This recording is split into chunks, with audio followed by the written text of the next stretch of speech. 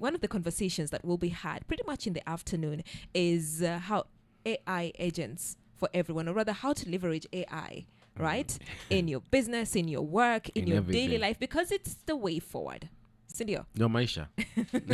AI imeshakuwa ni life. It's part of life. Yes. So let's get into it. In studio, we do have Aishwarya. Yes, Aishwarya. I'm struggling. Aisha is okay. In fact, that's what I normally get called around work, at home. Aisha is just fine. I'm gonna call her Aisha. I really tried. Yeah. We have Aisha Srinagesh. She is the COO Helexia AI. Aisha, good morning. Good morning. Good morning to also our fellow innovators and appreciators that will be with us at Pwani Innovation Week. Yes. It's great to be here. It's great to have you here. Before we get into Helexia, why is it important for you to be part of Pwani Innovation Week? Well, I am excited to be able to showcase developments that our companies have been working on to just bring in things that the Kenyan citizen would need, things that we already are using but could be at better quality, lower cost, more affordable in terms of even where you're able to access them. So we need to figure out how we can come in, showcase great innovations, but also make them accessible to everyone. All right, great. And what are these innovations? So right now, what I would love to showcase is actually Helexia. So our innovations are primarily in healthcare at the moment. So what I would love to showcase for our listeners today is what Helexia is capable of and what it is fundamentally. So like we said earlier, costs are a big problem. Accessibility is a big problem. Also in the healthcare specialty, we're also looking at healthcare professionals that we need for specific matters or from specific departments that may not be accessible to everybody within the healthcare system in general. So the Helexia system is able to bring us all of these components in one application and have our healthcare professionals be able to use it. Yes. How about this? Let's begin with Helexia. What is Helexia for those people who do not understand? Fair enough. Okay, let's start at the foundation. Yes, what is Helexia AI and what role does it play in helping people and businesses use artificial intelligence? Fantastic. So Helexia is an AI-powered healthcare solution. So it's built primarily to empower healthcare providers. It's not built for independent diagnosis. So the healthcare system in particular could benefit from the AI advancements, especially in terms of triage. So the Helexia system is broken down into three components. We've got the AI screening, a hospital information management system, and tie-ins for testing and treatment. That's your labs, your radiology, and your pharmacies. So we're able to offer an end-to-end patient journey that ends with not only you receiving what you need, but more importantly, with the AI integrations, we're able to do things like follow up with you. Check if after you leave the hospital, how you're feeling. Were the treatments effective? Do you feel like you want to come back? If you do, we're able to now reroute you through a more specialized journey. And everything is fueled by the system, by the healthcare professionals managing it, and the nexus between the two of them. Yeah. Okay, walk me through. So when you go to a hospital, most of the times you go, of course, you at the reception, and then they take you to the triage, and then they check your pressure, they check your, what else do they check? Is it your pressure? Pressure, weight. Your weight, all that. Yes. With the integration of Helexia, what would it look solve? like? Yes, well, first of all, can we actually acknowledge the fact that the healthcare system in Nairobi, whenever we walk into a hospital, those wait times are insane. So what we're trying to do is help you cut the time that you're waiting for treatment. And this is where now the AI parts of our system come in. So instead of walking in to fill out a registration form manually, you've got a QR code and you could fill in all of your basic details beforehand or while you're waiting. But in the meantime, you're not just sitting there idle, even after you filled in your information waiting, because the AI screening component now takes you into triage. Now, this is pretty cool. What it does is it's able to take your vitals off a facial scan. So what it's able to pick up are things like your blood pressure, your heart rate variability, your respiration rate, blood oxygen, and heart rate with comparable accuracy to legacy instruments like a stethoscope that you're using in your triage. So while your height and your weight need to be taken, of course, manually, and while you're there, the rest of it can actually be substituted with the application. So now you come in, you finish your triage, And instead of waiting around further, the information is being fed into the system. So now you go and see like probably your GP right after that. If you do not have the infrastructure to support that, which a lot of medical facilities don't, we're able to now offer you a virtual consultation with a doctor based off of information that you've already handed in that's already been verified. So you take your vitals, go into a virtual consult, and then you can almost take your entire patient journey through just the application. Wait a minute. Okay. So when you go to the trial, or normally this, because we're going to do this manually. Normally the results, they send the results to the doctor. Yes, right? so the results are uploaded into a patient health record, Yes. recorded within the hospital information management system, which is the second component Yes. of Helexia. So everything is, as soon as it's acquired, the information goes right into the system. So there's no delay of someone running around with paperwork here and that, none of that. You just go directly into whatever treatment or testing that you have to do after you visited your doctor, because the process is seamless. It's all technology based. It's all AI based. It's cutting down time. It's cutting down costs. It's also letting our healthcare practitioners focus on high risk emergency situations. So they're not just coming in to deal with someone with a very small cold, cough, or flu. We can direct our resources where they're needed while we're still able to treat the masses. Okay. So meaning with the you said it's a facial scan, right? Yes, it's a with a facial facial scan. scan, you're able to detect something sensitive. Give me a little more context to something sensitive. Because when you see when you get to the doctor and they do a facial scan, and then after that they're able to forward your information faster, right? Then let me take you now to the virtual consultation. What is the need of the virtual consultation? Okay. How does it come in? I need you to think about this in terms of especially rural settlements across Okay, the country. good. So in urban settlements, we're pretty much okay with like having doctors on hand for us Yes. to be able to go in for a consult. But in situations where maybe there's only one healthcare provider to about 150 people, we don't have the luxury of being able to dispatch resources there in a timely manner. Yeah. So what we could do instead is take your vitals, understand your condition, which is also super important. It's not to say AI is a substitute for human intervention, especially within the healthcare sector. Bedside manner is a thing for a reason. So now what you're able to do is in an underfunded or like in a situation where maybe you don't have all of the instruments that you would need, all you need is your tablet with the application, scan your vitals, understand patient history to whatever degree. And now you're able to directly take them into a consultation without them having to wait around and wonder if they will ever get any kind of treatment. Yeah. And this so that means Helexia has to be integrated into the healthcare system. Yes. So there's a hospital information management system. Okay. So in a nutshell, that's basically the software hospitals run on. Yeah. So we have a component that exactly fits the bill, Yeah. along with integrating the facial scan and now directing patients to either a treatment or a testing facility. Yeah. So all of the information is stored within, just like any hospital visit. You go to a hospital, you fill out your record, it's in the system. It's pretty much the same concept with Helexia, except the particular what do you call it, institution you're going to is the only place this information will be stored. All right. And do we have that running in Kenya at the moment? Do we have this? Yeah. Do we have Helexia integrated, Helexia AI integrated in hospitals in Kenya? Is that working? Yeah, this is why we've come to Oh my showcase God, the product. okay. Yeah.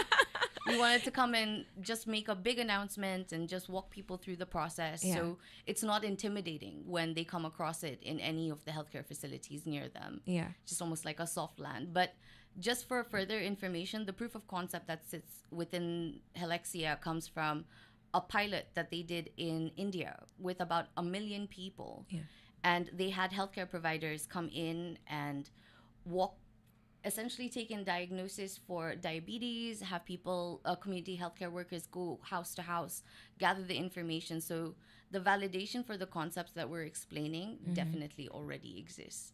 We've already got proof of concept very well forward, but now we want to launch this here. I like that. I like that. You like it? Yeah. Okay. Of course, I'm going to show up and learn everything about it What time? today. What time? Today, because Aisha will be there today. Yes, so you better show up, by the You way. sound so skeptical. Yeah, Like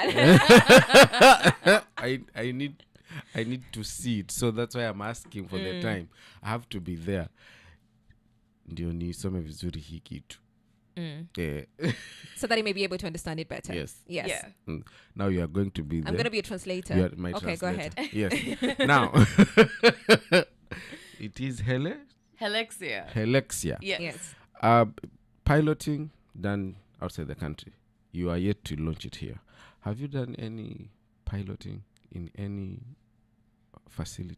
Facilities here? Yeah. So I don't think we're going to be able to disclose too much about where we've set up, because like I said, we're still in our initial stages. We're piloting now.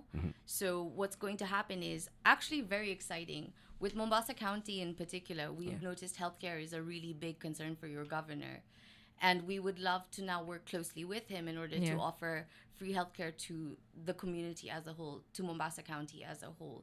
So you'll be able to see the live demonstration here without having to go too far within maybe, I want to say, a couple of weeks, hopefully, if everything goes according to plan. Yeah. Okay. Yeah. Also, you're planning to do that in Mombasa? Yes, we are definite. So this is our first stop Good. to bring Helexia to the people of Kenya. Yeah. Mombasa County. Mombasa County is blessed. That is big. Aisha, you'll be speaking on AI agents for everyone today. Yes. That is at Pwani Innovation Week. Could you explain what an AI agent is and how it actually works in simple and everyday terms? All right. So actually, I'm going to break down a couple of AI terminologies that I've recently picked up. So what we'll start with is the most commonly used one. Let's go with ChatGPT.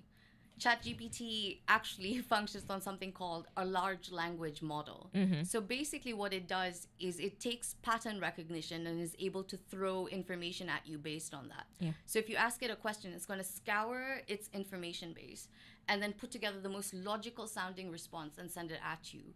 Now, here's where things get a bit more complicated. If you're a subject matter expert, for example, and you get onto ChatGPT and you ask it a very specific question, it may not give you the information that is actually correct.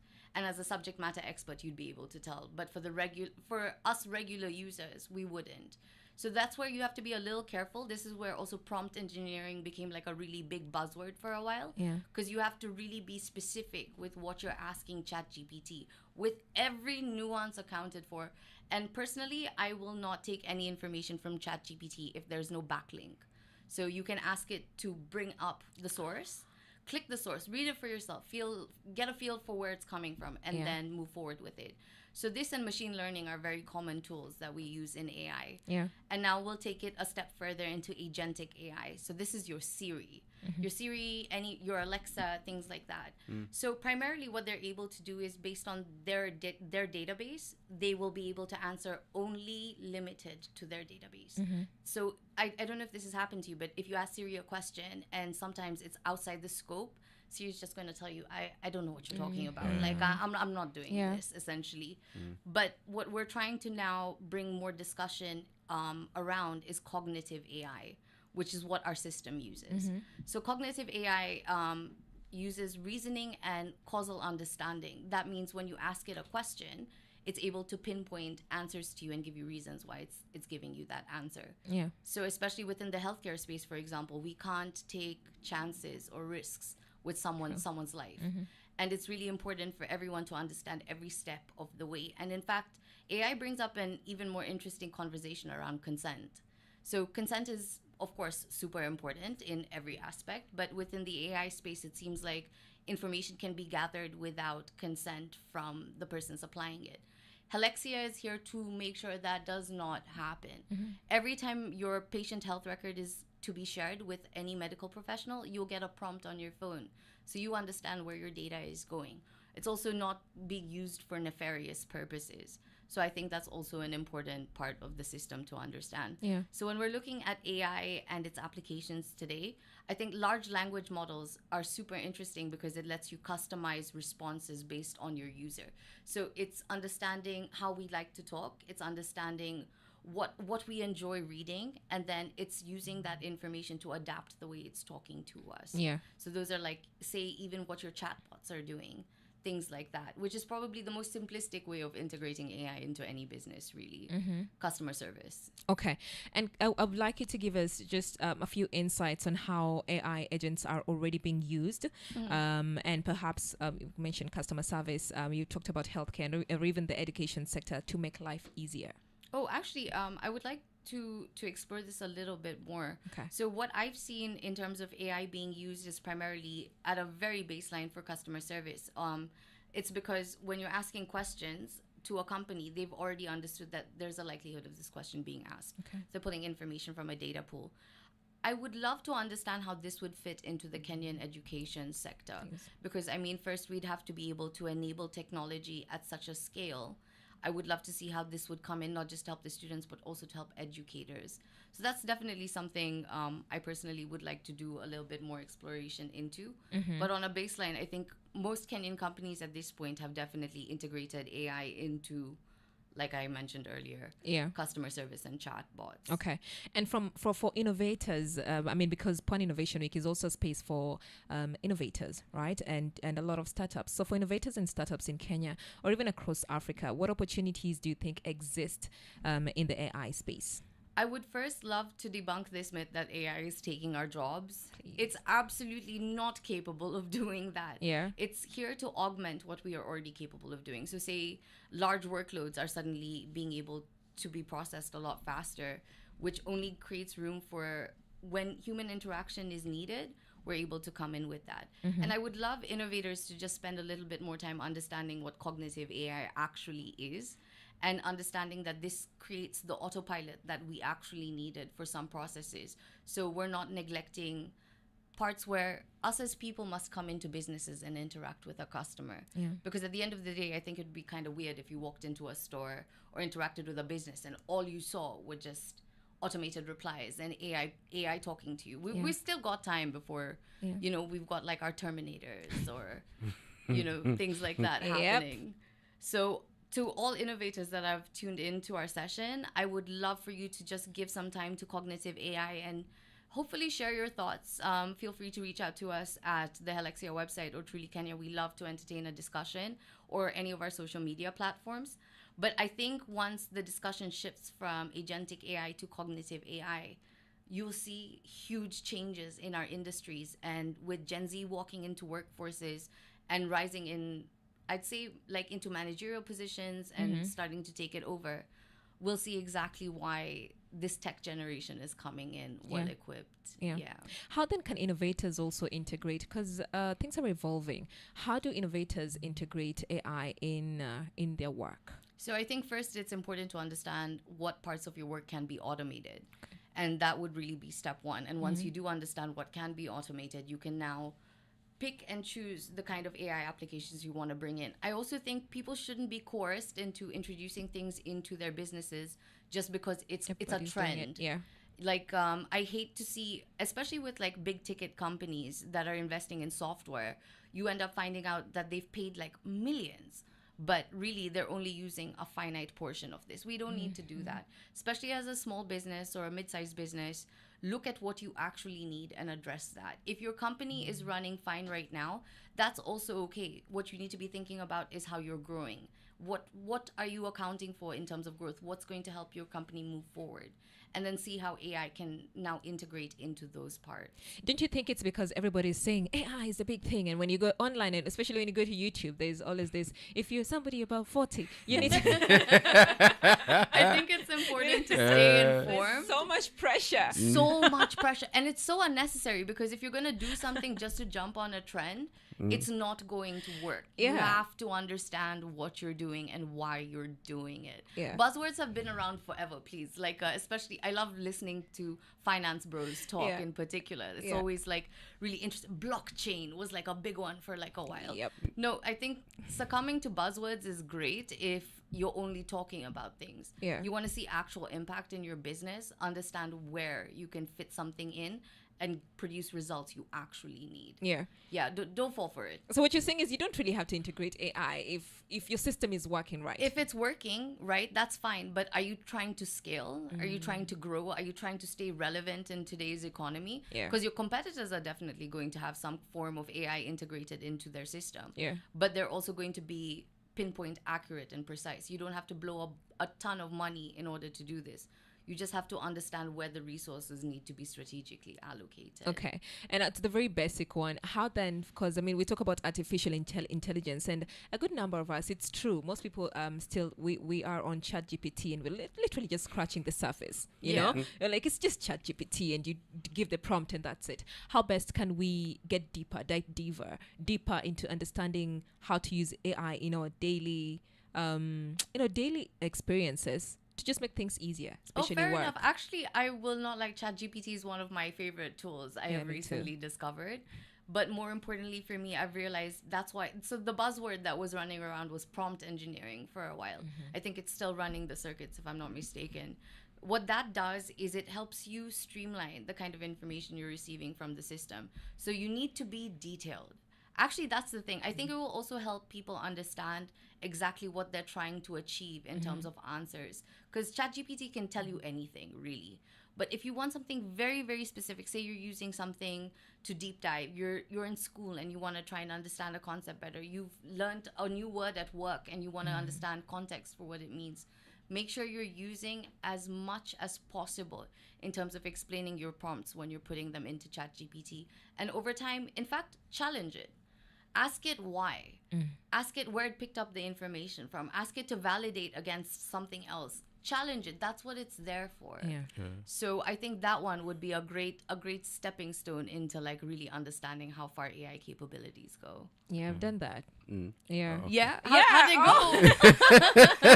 it go? I was working on something and then I lost the information. That was a day, I think. A day before. So I go back and I'm thinking, okay, I need to retrieve this information, but I'm not certain. So I go back and say, hi, could we retrieve this information? Could you get all of it?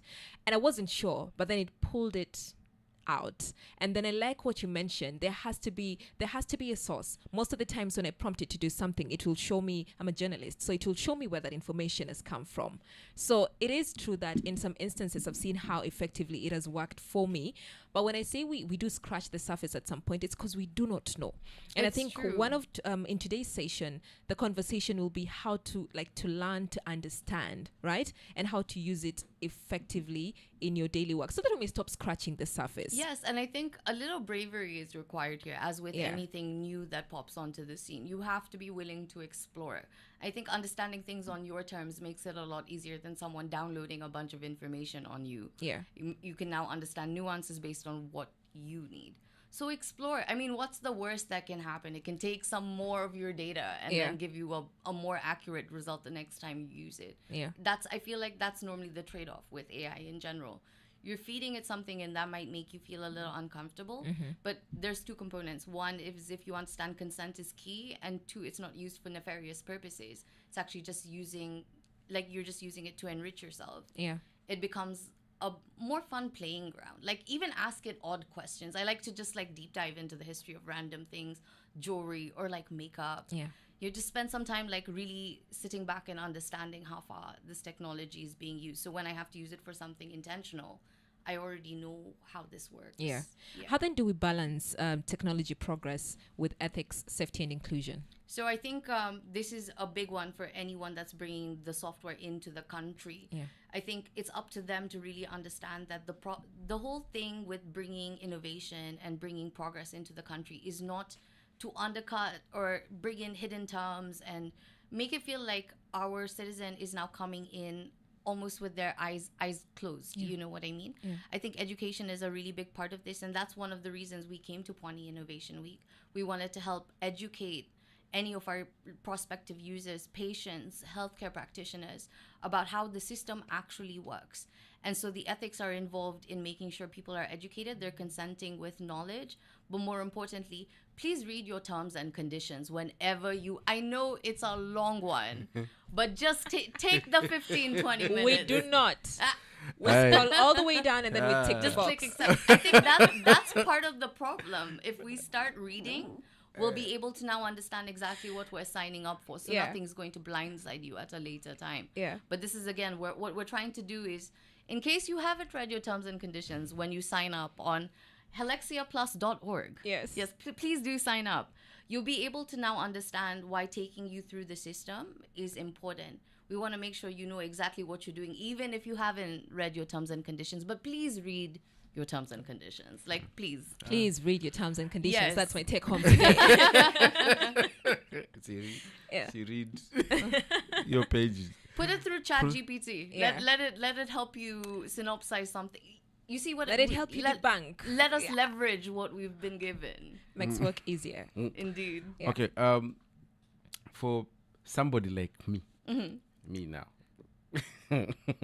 what skills should people who want to learn about AI consider having? So I think the first is just sharpen your Googling skills, really. Okay. Like, get onto Google. I'm telling you, it's not as complicated as we make it seem. It really is as simple as the internet is the grandest repository for information we currently have. And yeah, there's a lot of skimming through it. Like, some things may be accurate, some things may not be. Mm-hmm. But look for verified courses, get on the internet, do some Googling so you've just got a foundational understanding. My whole thing is, I feel like it sounds intimidating. Yeah. Like, change is always intimidating. But the only way we can make this process not intimidating is to equip ourselves with the information. So start with some Google. Maybe check out a course or two online. Look at, get onto YouTube, maybe just search up a couple of videos so you can understand things conceptually. Don't go for the big picture yet. Understand the nuances of what it actually is. And then take it from there, because then you'll figure out, your mind will start asking questions anyway. You'll understand AI is this. Okay, but what does it mean in this context? How do we apply it here? Then you just get on the internet, ask it some more questions. And eventually the amount of information you will have at your disposal will be insane. So that's really a very simplistic answer for where you can start, like, learning to self-enable. I got it. Yeah. Yeah, I You're gonna believe start? in you. I believe in you.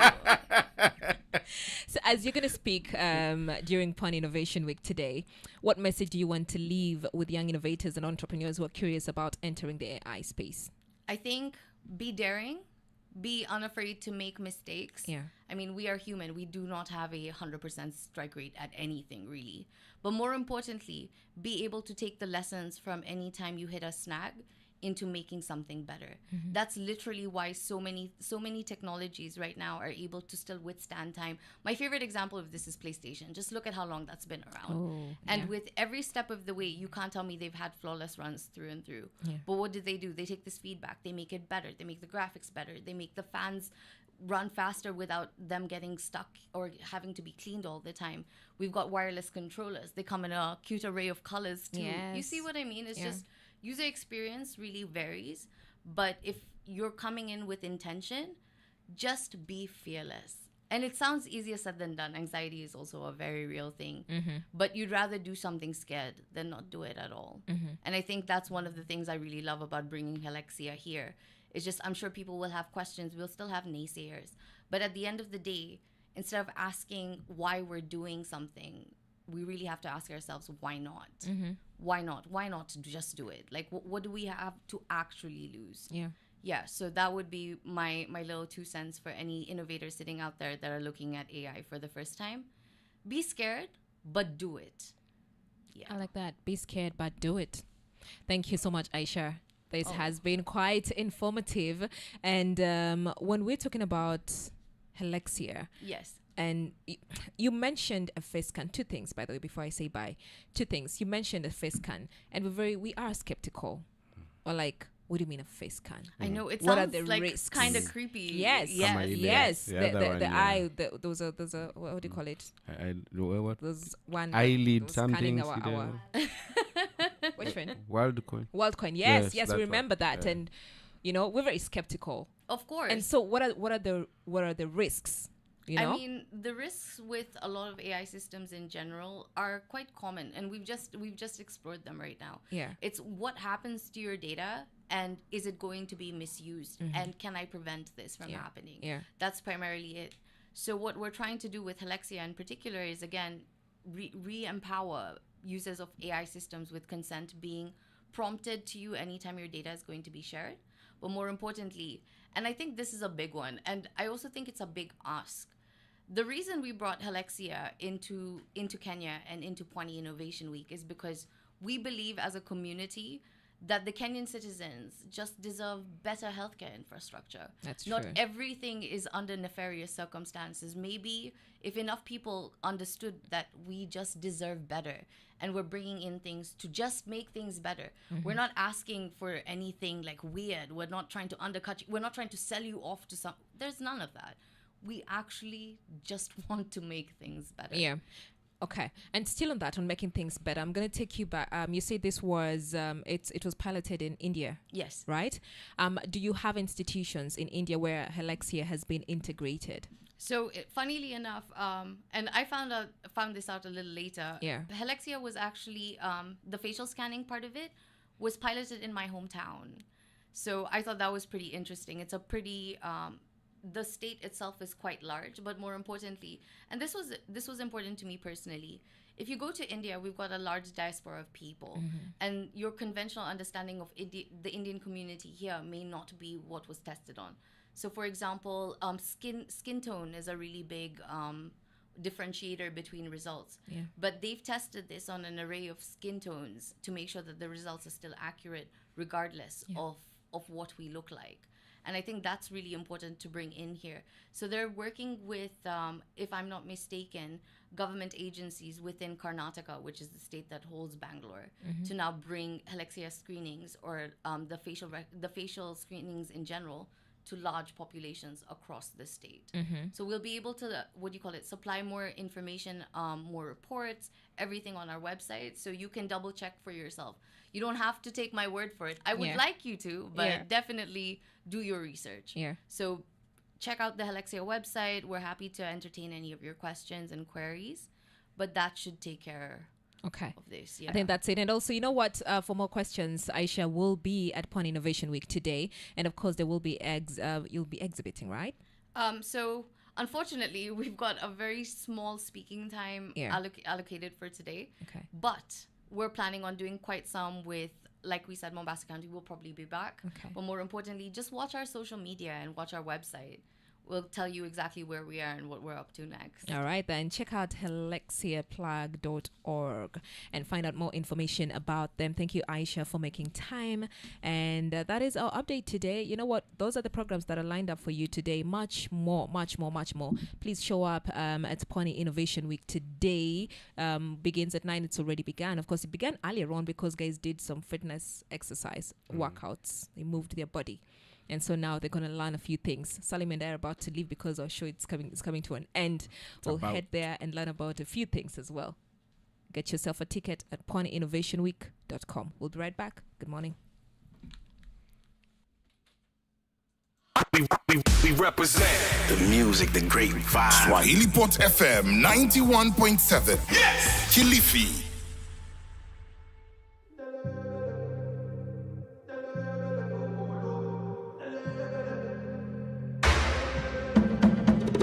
Got a reservation overload. Dino me, yeah. So we are on